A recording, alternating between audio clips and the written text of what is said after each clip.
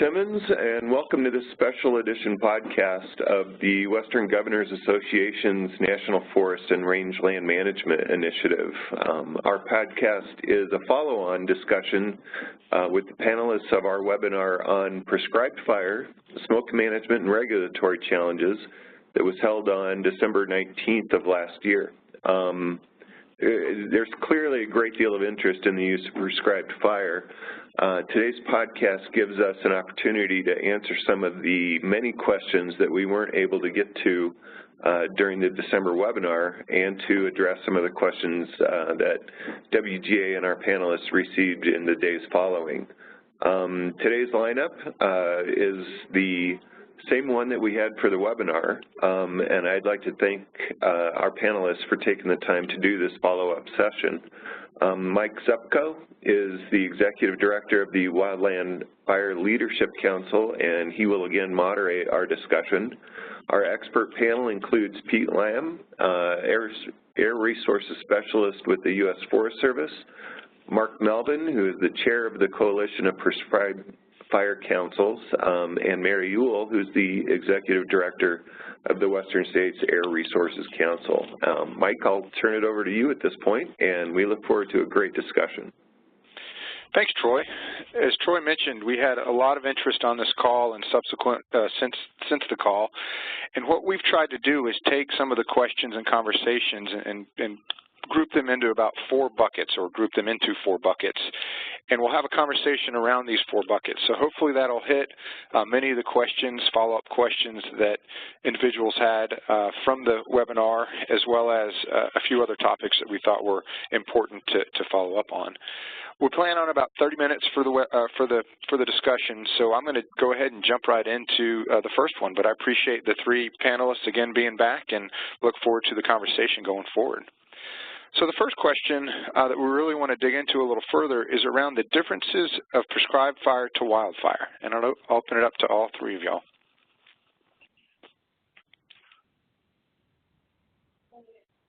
Dead silence. Okay, I'll take the floor. This is Pete. Since we were talking about smoke, and smoke management is one of the core elements of the dialogue on prescribed fire, let's hit that real quick. You know, first of all, the prescribed fire and wildfires, you know, one is planned, one is unplanned. Really important elements to think about. In that planning, one can, on a prescribed fire, one can plan the timing and the conditions atmospherically that would work in terms of the good meteorology for meeting the objectives of the prescribed fire, as well as objectives for smoke management. And unfortunately, in the other contradictory, the other side of the table with wildfire, that is not frequently an option to manage in the same way, to address the growth, the emissions, where those emissions go, under what conditions they're dispersing or not, and that's an important statement there. And how we actually have the opportunity to prepare the public for those impacts is also very different. You can tell an area that there's going to be a prescribed fire. People might have the opportunity to prepare. And there are PSAs that are used by a lot of agencies and entities when there's active fire, and they're setting those. So some of those are very important. There's the opportunity for management techniques as well that can be applied that might reduce the emissions overall, which would then result in less impacts. So they are very different, and that planned versus unplanned is probably at the core of that response. I think Mark might be able to talk a little bit about some of the ecological differences.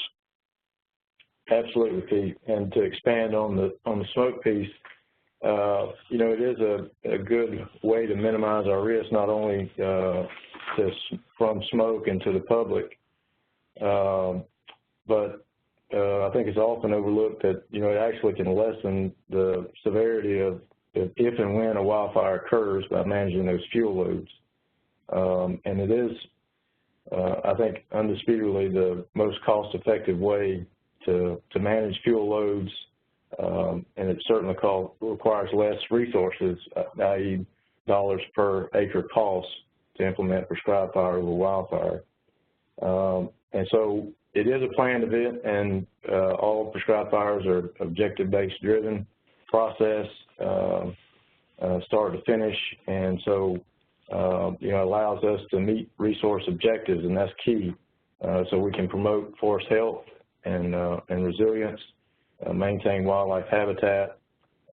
We can protect our watersheds and soil. We can do soil conservation, and also from the agricultural side and the rangeland, it meets some of those needs. So all in all, it's a great way to minimize our exposure to risk, and it's more cost effective, and then again, meeting those resource objectives. And it really gets at that ecological role of fire on the landscape, of which, we have so much scientific literature that just points out the disturbance role of fire is so important to, as you mentioned, the resiliency and just the maintenance of the ecological systems that we have throughout almost the whole United States. There's some role of fire. And they vary widely, and the application of prescribed fire allows you to meet those specific local needs to your individual ecosystem. Right, and for prescribed fire, sort of the benefits of prescribed fire over wildfire for air quality are numerous. I mean, you do have that window of planning that Pete talked about for really nailing down the exact sorts of dispersion conditions you're looking for, the time, even the time of day that you might ignite, when you might stop igniting, how long the burn would go, how you would manage the cleanup of the burn afterwards. You also have the advantage, as Pete mentioned, of being able to communicate with those who are smoke sensitive in the area and having more public notification. With a wildfire, all of that is, a wildfire occurs whenever, not necessarily under the best dispersion conditions, and communication is reactive instead of proactive on a wildfire.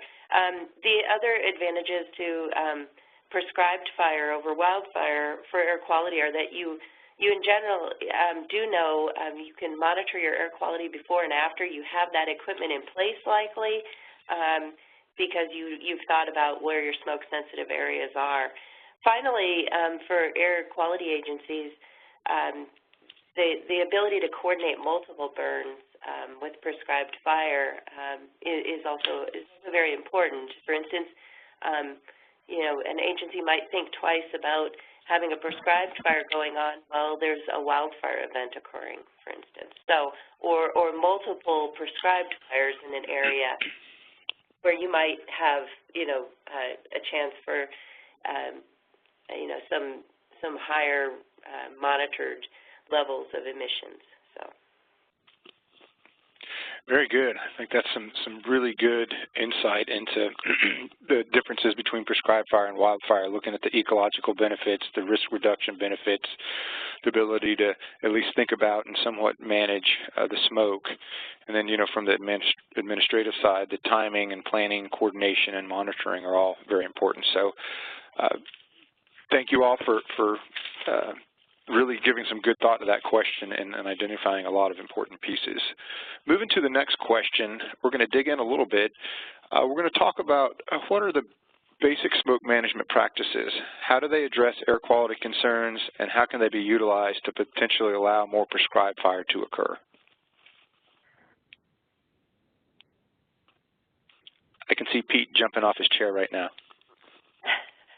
Let me jump in here. I really wanted to make a point on the previous question, and I think I want to just go back. I'd be remiss not mentioning the Wildland Fire Air Quality Response Program in the fact that we actually do, although the smoke benefits are very clear around prescribed fire, we do have a lot of effort to address smoke from wildfires, and a whole program that has been utilized and growing over the last couple of years to try and get messaging and forecasting of smoke impacts around wildfires. So I don't want to lose that Wildland Fire Air Quality Response Program. We're building our skills in doing that, but as Mary said, and I think this is really key, it's reactive. It's an emergency response, and although they can be great responses, they are somewhat limited in terms of their ability to be planned and just resource limited and so on. So anyway, I'll jump to your question about basic smoke management practices. These are actually codified in the Federal Register and came out in specific detail, so everyone can see them with the exceptional event rule that came out late last year, or 2016. And so everyone can look and see they have specific language that EPA, working with stakeholders, hammered out. There's a lot of noise in the background. And so the key thing here is, since you're able to plan a prescribed fire, you can look at how you can best manage smoke. And that encompasses a variety of different elements. It can look at, monitoring the effects on air quality so you know what the impacts are. You can look at emission reduction techniques.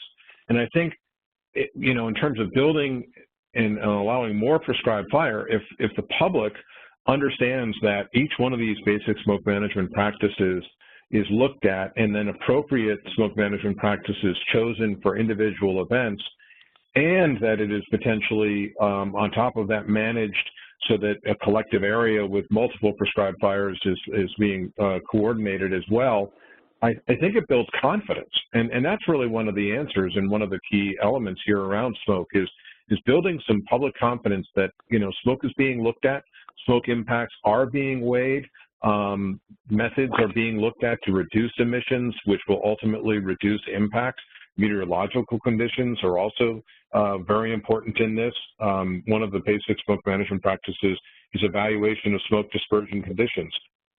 You can't not address those meteorology and where the smoke's going to go without looking at those dispersion conditions. So I think that if everyone's on that page and everyone knows these and applies them appropriately, I think it moves the dialogue forward.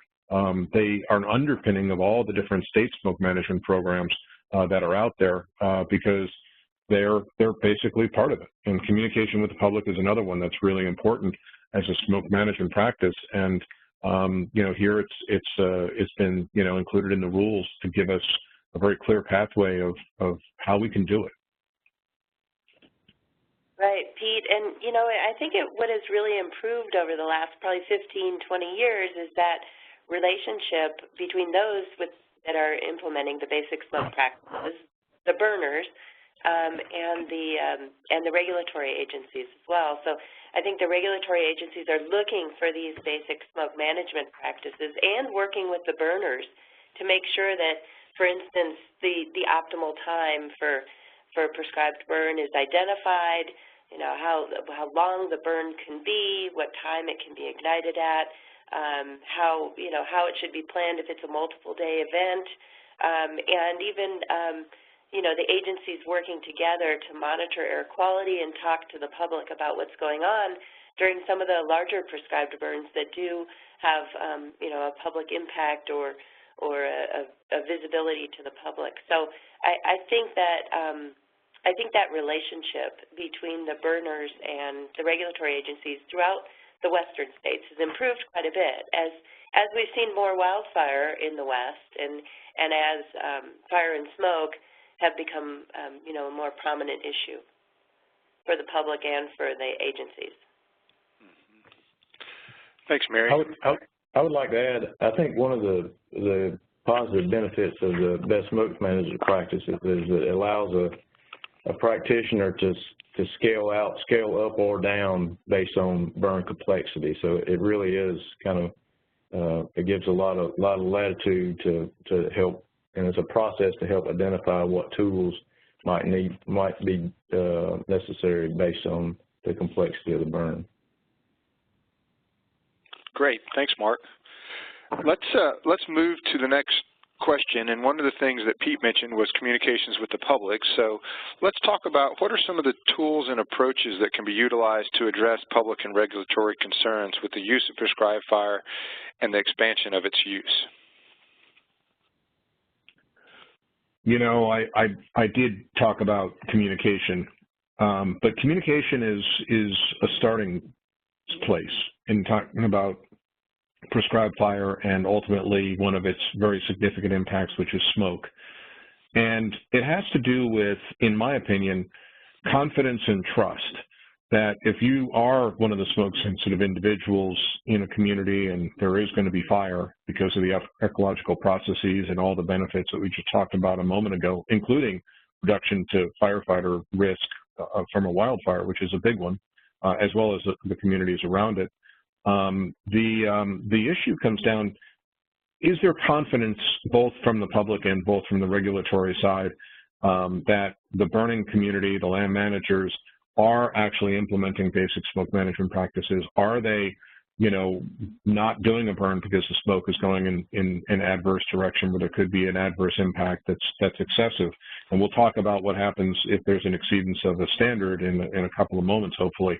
But the idea is, if we talk about smoke and we talk about what management is happening around smoke and the decisions that are made as a really important criteria for the timing of a prescribed fire, and the public is aware that this is part of the dialogue, this is part of the decision process, I think it changes not just the communication pattern, but it allows some confidence that this is a consideration that's being held by the burning community as a whole. And I think it's one of the places where that confidence from the public is not necessarily 100%.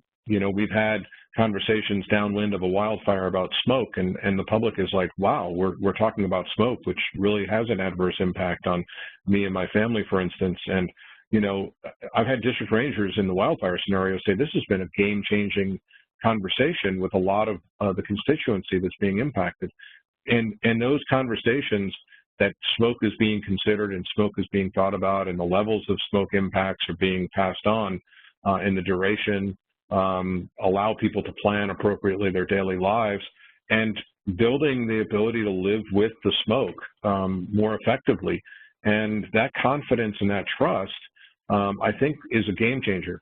And I think that's one of the largest approaches that really needs to be implemented. So that's engagement of public information officers moving in this direction to be able to communicate this way, fuels and fire folks, agency administrators where the rubber really hits the road in that communication with the public, all truly need to be engaged in order to build that confidence and to do this routinely so that, we can build the ability to use more prescribed fire, because that will build confidence in the public and certainly in the regulatory agencies all the way up to EPA. And I'd just add that the more that can be done on the local level, at the local landscape level, appropriate to that landscape, once we start to have that conversation as a community about the landscape we live on, the needs of that landscape for sustainability, and the choices that are available, the alternatives to burning, those kinds of things. I think the more information that the burners and the regulatory agencies can provide, the better.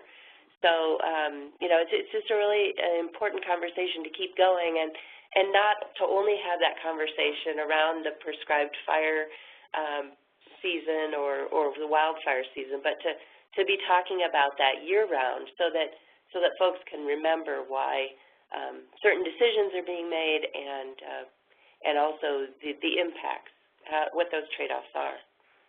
Mm-hmm. Definitely. Thanks, Mary. Mike, Mark, one of the go ahead. I was going to give an example of how I have participated at a local level. And in Georgia, we work with our governor's office with the Georgia State Forestry and the Georgia Prescribed Fire Council. And for about the last decade, we have a Prescribed Fire Awareness Week. Now, that's a state event. It's a proclamation signing in the governor's office, and it gives us, the council, time to interact with the state legislature. But in conjunction with that, I have always reached out to our local news media and invited them on site for an interview and to film a prescribed burn, and we talk about that, and that's been an annual event. And it's been real successful. It always surprises me when I go in town and I can be at any number of any stores, and people come up and say, oh, I saw you doing the fire. You're the fire guy. And so it does have an impact. That's one way that we try to heighten or at least make our local community aware of fire in our area and why it's going on and why it's important.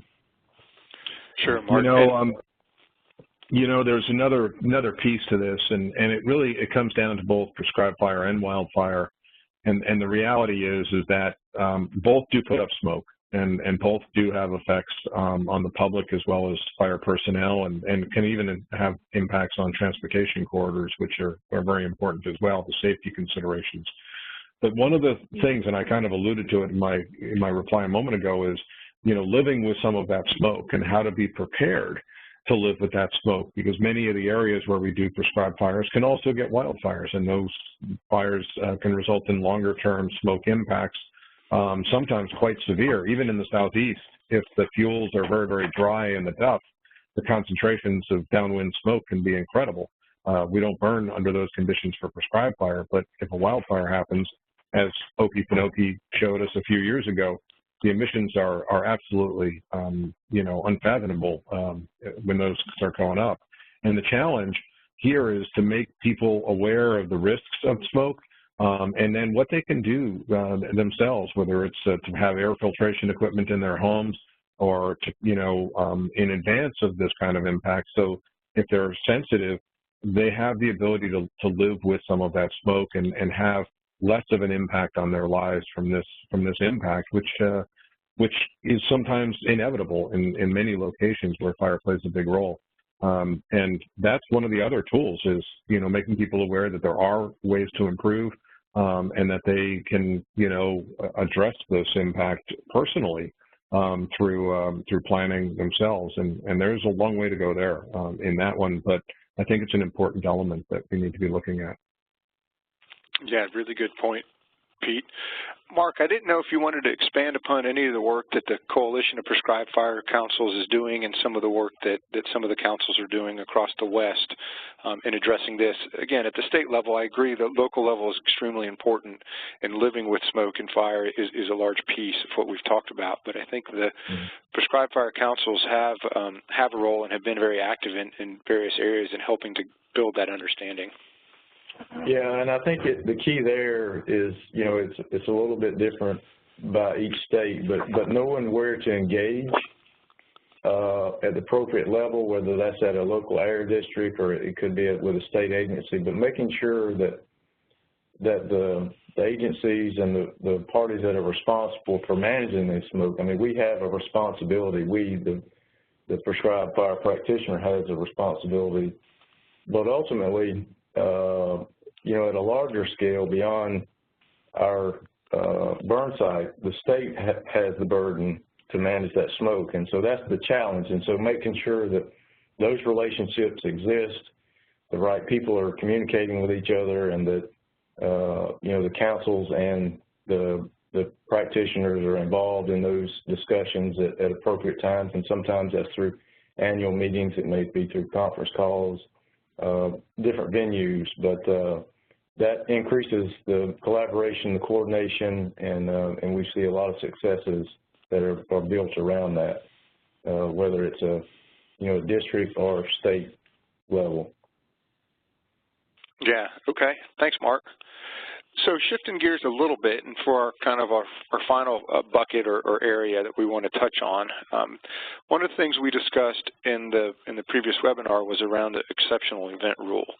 Maybe we can drill in here a little bit, and let's talk about clearly differentiating the exceptional event rule requirements and considerations between prescribed fire and uncontrolled wildfire. So, Mary and Pete, I'll turn it over to y'all. Of course, Mark may have some things to add as well. Well, I think we should start by saying that prescribed fire and the exceptional events rule is somewhat rarely used for prescribed fire because of all the basic smoke management practices that most of the burners are implementing. So, and when those are implemented, chances are that it's unlikely that there will be a need for a state to make an exceptional events rule demonstration where concentrations of pollutants have exceeded the standard. But for wildfire, that's absolutely not the case, because the wildfire isn't a planned event, because it's not conducted under optimal conditions. There's much more of a likelihood that a wildfire would require an exceptional rule demonstration when there is an exceedance of the standard. So those are much more common, especially after the summer that we had here in the West. Many of the Western states are looking at multiple days of exceptional demonstrations that we made for wildfire smoke. Pete, I'll let you take. Go ahead. Yeah, thanks, Mayor. You know, although we haven't had a history of a lot of prescribed fire-triggered exceedances nor utilization of the previous iteration of the exceptional event rule, we do have some challenges, and I think that there's some very clear scientific recognition of the fact that we are dealing with a lot of wildfire in the landscape and a lot of fuels that are being consumed in those wildfires. And one of the challenges that I can say from the Forest Service is the desire to increase the use of prescribed fire substantively over the next few years, because, as Mark pointed out, there is some economic value in that, but it is just so instrumental to the site resilience and maintaining those sites in a healthy way for all the environmental and ecological benefits that were mentioned. But the challenge becomes that as states are trying to be asked to increase prescribed fire usage and allow more usage, especially on the regulatory side, is we probably need to be more ready to make decisions that are closer to the standard than we probably ever have before. And with that, you know, we are reliant on meteorological conditions, atmospheric conditions doing exactly what we want them to do, fuels burning exactly the way we forecast them to be burned, no wind shifts in the meteorological forecast, things that I can guarantee we don't have a 100% lock on. So inevitably at some point we will need to utilize the EER for prescribed fire if we're going to increase some of the burning, and this could be just more events in an area at once, to larger incidents that are going to be, you know, closer potentially to the standard. And my hope is that this EER process that is available for prescribed fire, that all the T's are crossed and all the I's are dotted. Things like discussions about appropriate basic smoke management practices being defined for all the states across the country, so that if that happens and there is an exceedance, that all the entities are ready to support it and address it effectively. The same thing, what happens if there is an exceedance as we try to experiment and allow more prescribed fire occurring from a regulatory side? Who has responsibility? Who will provide certain information?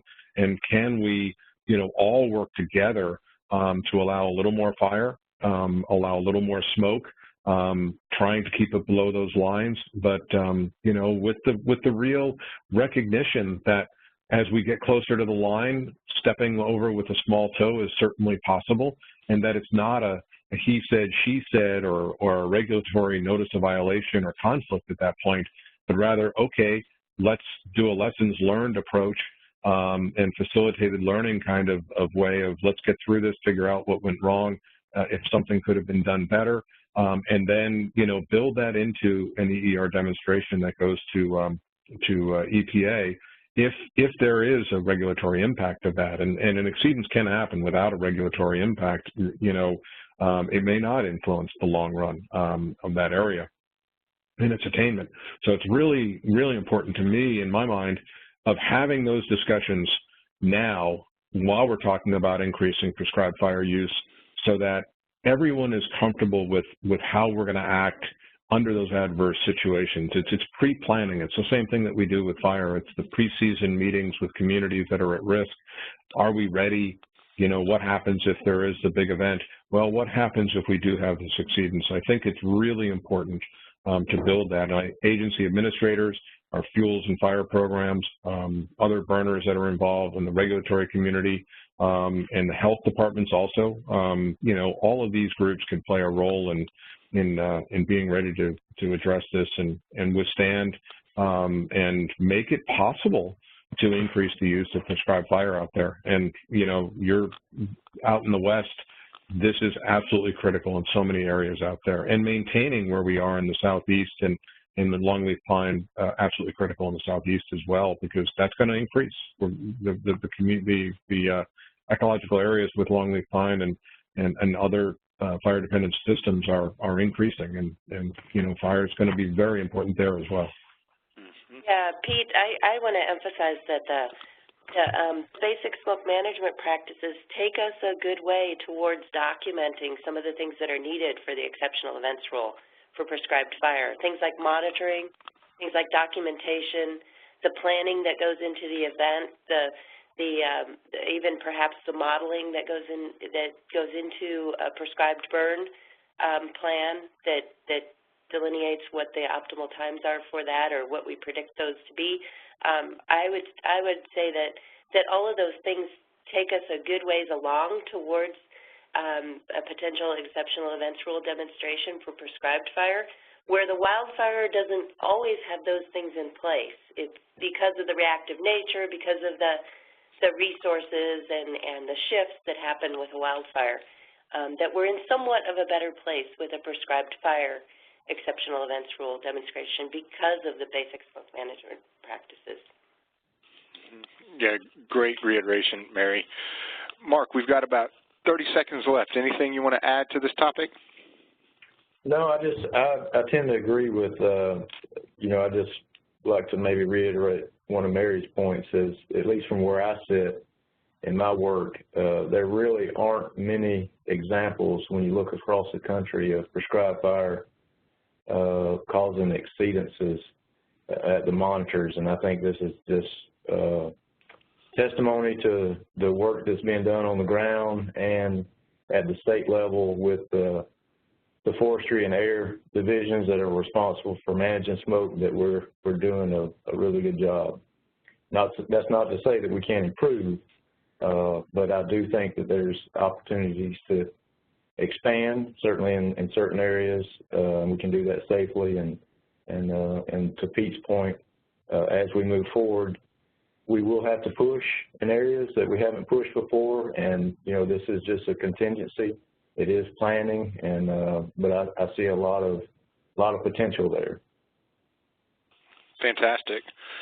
Well, I want to, again, thank all three of the panelists, Mary, Pete, and Mark, for spending additional time on some of these follow-up topics. I think these were some great bucket areas to talk about, to really dig into a little bit further, and hopefully the listeners are able to garner some additional understanding and ability going forward with the use of prescribed fire. I know I can speak for all three of them as well as myself, but we're all willing to serve as a resource to the needs of the Western air quality and land managers. Our contact information has been, you know, put out there, and probably will again. Feel free to call or contact any one of us. We'll offer, you know, best practices. We'll help you build connections. We'll help you build relationships. We want to be there to assist with that. With that, I'll turn it back over to Troy to close us out. You bet. And again, my appreciation to our panelists as well. And Mike, thank you so much for taking the time to moderate and herd all these cats and run the discussion. Hopefully this helps round out some of the lingering concerns and questions that came up during our webinar. I also think there's plenty of fertile ground to continue this discussion, and so if you're listening to this podcast, please keep an eye on the Western Governor's website, because you may see some additional follow-up at some point. With that, I think we call it a day. Thanks so much for taking the time to join us, and look forward to the next webinar that we'll have in this series on the Western Governor's National Forest and Rangeland Management Initiative. Thanks again for taking the time. Thank you. Thanks.